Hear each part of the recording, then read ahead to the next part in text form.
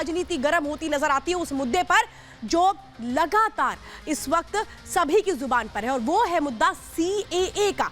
CA को लेकर के आखिर किस तरह से बौखलाहट नजर आती है, वो बयान नजर आते हैं, चाहे केजरीवाल हो या फिर ममता बनर्जी हो, हर किसी के बयान में सिर्फ और सिर्फ विरोध के सुर बुलंद होते हैं। लेकिन आखिर क्या ये कहें सीए पर ये पाक प्रपंच मचाने की कोशिशें हो रही हैं, सिर्फ हो हल्ला करने की कोशिशें हो रही हैं, लेकिन ये हो हल्ला हुआ कैसे है, देखिए जरा इसमें।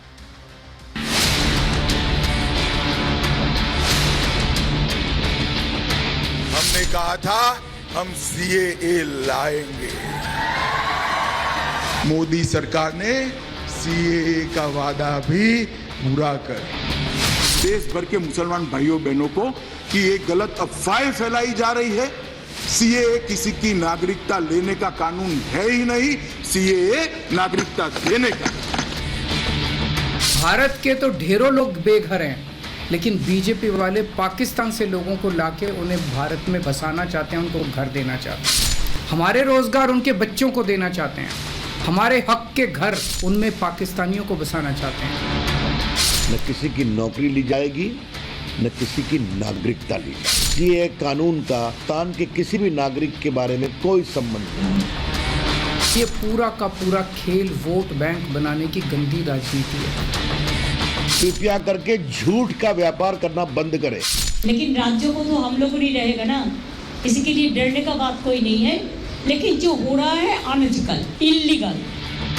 आप लोग एक मैसेज देना चाहते थे माइनॉरिटी को, जब आप लोग कागज निकालने की तैयारी करी। बीजेपी मजहब का इस्तेमाल करना चाहती है आने वाले पार्लिमानी इलेक्शन में। आप डरिए मत, ये सारी की सारी पार्टियां एक हो जाए, भारतीय जनता पार्टी सीएए में 1 इंच भी वापस नहीं आने वाली। तो चलिए जरा एक बार फिर से आपको वो चेहरे दिखा देती हूं जिनकी जुबान पर सिर्फ एक नाम है कि हम तो सीए लागू नहीं होने देंगे। भाई लागू हो चुका है, अब आप कुछ नहीं कर सकते, ये समझ लीजिए। ममता बनर्जी तो पहले दिन से ही रो रही थी। ममता बनर्जी क्या कह रही है, हिंदू मुस्लिमों में दरार पैदा करने की कोशिश है सीए के जरिए। अब इसके बाद ये वो क्या कह रही है, जो जयराम रमेश है वो क्या कह रहे हैं, वो कह रहे हैं कि ये तो ध्रुवीकरण की कोशिश है। इसी के साथ आप ये देखिए, जो ओवैसी है वो अब क्या कह रहे हैं, वो कह रहे हैं कि मुसलमानों को दोयम दर्जे का नागरिक इसमें बताया गया है, यानी मुसलमानों को सीधे सीधे भड़काने की कोशिश कर रहे हैं। उमर अब्दुल्ला, आप समझिए वो क्या कह रहे हैं। उमर अब्दुल्ला साफ तौर पे ये कह रहे हैं कि सिर्फ मुसलमानों को ही चुनकर निशाना बनाया गया है। अब सवाल ये कि मुसलमानों का तो इसमें कहीं जिक्र नहीं है, किसको चुनकर के निशाना बनाया जा रहा है।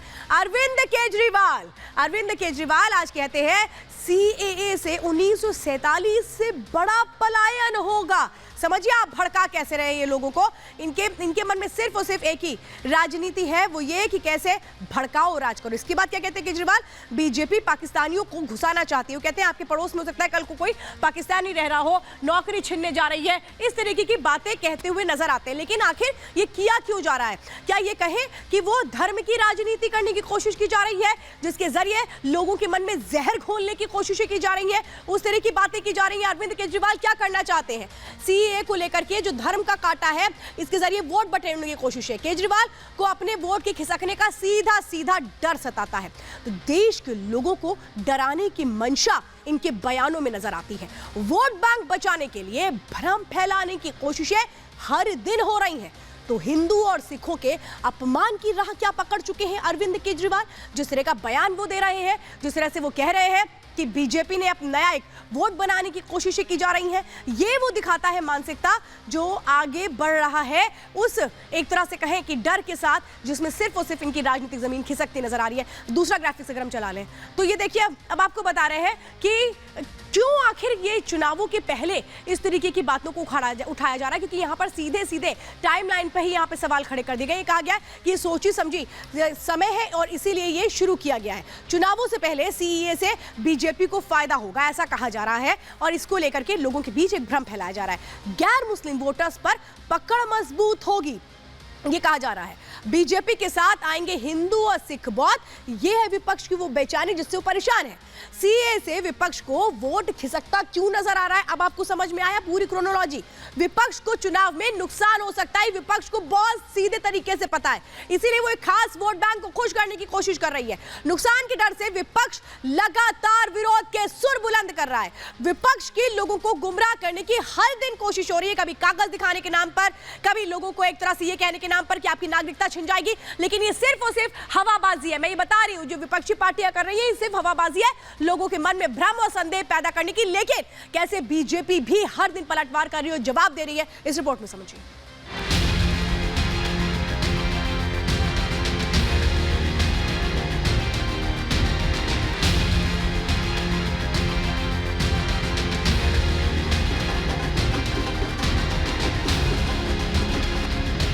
लोकसभा चुनाव से पहले प्रधानमंत्री मोदी के एक फैसले ने चुनाव की हवा बदल कर रख दी। जो विपक्ष कल तक प्रधानमंत्री मोदी से मुकाबले की हुंकार भर रहा था, देश में सीएए लागू होने के बाद उनके चेहरे की हवाइयां उड़ गई हैं। विपक्ष को समझ नहीं आ रहा कि दशकों से पेंडिंग पड़े कानून के लागू होने पर खुशी मनाए या दुखी हो। जाहिर है चुनाव करीब है और बीजेपी ने सीएए लागू किया तो उसका विरोध तो होना ही है। लेकिन विपक्ष के विरोध का तरीका अजीबोगरीब है। कोई इसे राज्य में नहीं लागू होने की बात कह रहा है तो कोई इसे पाकिस्तान का नाम लेकर भड़काने की चाल चल रहा है। जरा सुनिए दिल्ली के मुख्यमंत्री अरविंद केजरीवाल जनता को कैसे गुमराह कर रहे हैं। भारत के तो ढेरों लोग बेघर हैं, लेकिन बीजेपी वाले पाकिस्तान से लोगों को लाके उन्हें भारत में बसाना चाहते हैं, उनको घर देना चाहते हैं। हमारे रोजगार उनके बच्चों को देना चाहते हैं, हमारे हक के घर उनमें पाकिस्तानियों को बसाना चाहते हैं। केजरीवाल सीएए को सबसे बड़े पलायन का जरिया मान रहे हैं। उनका कहना है कि इससे देश के लोगों को नुकसान होगा। रिहायशी इलाकों में पाकिस्तानी या फिर बांग्लादेशी आएंगे, लेकिन उन्हें शायद ये नहीं पता कि जिन लोगों को नागरिकता मिल रही है वो पिछले 10 सालों से भारत में ही रह रहे हैं। ये कानून सिर्फ उन्हें नागरिकता दे रहा है। बीजेपी ने केजरीवाल के इस बयान को बेतुका बताया है। बीजेपी का कहना है कि केजरीवाल सिर्फ हिंदू, सिख और बौद्ध की खिलाफत करते हैं। उन्होंने कभी मुस्लिम, बांग्लादेशी घुसपैठियों के खिलाफ कुछ नहीं बोला। सीएए के नाम पर सांप्रदायिक उन्माद फैलाने वालों से मैं एक ही बात कहना चाहूंगा, कृपया करके झूठ का व्यापार करना बंद करें। ये कौन लोग हैं जो रोहिंग्या के पक्ष में खड़े होते हैं और कहते हैं कि उनको अवसर दो, उनको अधिकार दो, और जो प्रताड़ित होकर हिंदुस्तान में दर दर भटक रहे हैं। भारत ने जब उनके लिए कोशिश की है तो उसको लेकर इस तरह की बातें कही जा रही हैं, ये बहुत दुर्भाग्यपूर्ण है।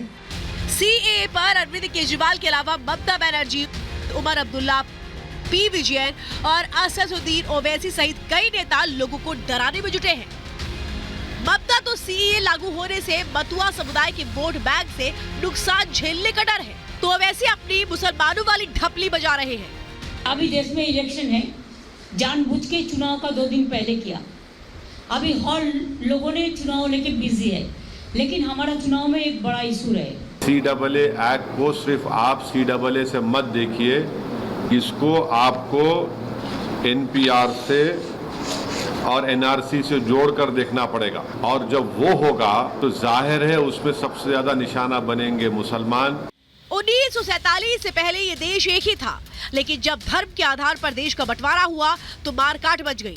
ऐसे में बड़ी संख्या में लोग पाकिस्तान छोड़कर भारत आए। जो पाकिस्तान में रह गए उनका धार्मिक उत्पीड़न शुरू हो गया, जिसके बाद उन्होंने भी अपनी जान बचाने के लिए भारत में ही शरण ली। ये सभी हिंदू, सिख, बौद्ध, जैन, पारसी ही है। इन शरणार्थियों को नागरिकता देने को लेकर के कई बार आवाज उठी, कई बार मसौदे तैयार किए गए, लेकिन इसे अमली जामा पहनाने का काम मोदी सरकार ने किया। ऐसे में सवाल ये है कि इन शरणार्थियों को नागरिकता देना गलत कैसे? क्या राजनीतिक दल जानबूझकर लोकसभा चुनाव की वजह से विरोध कर रहे हैं? Bureau report, Republic Bharat.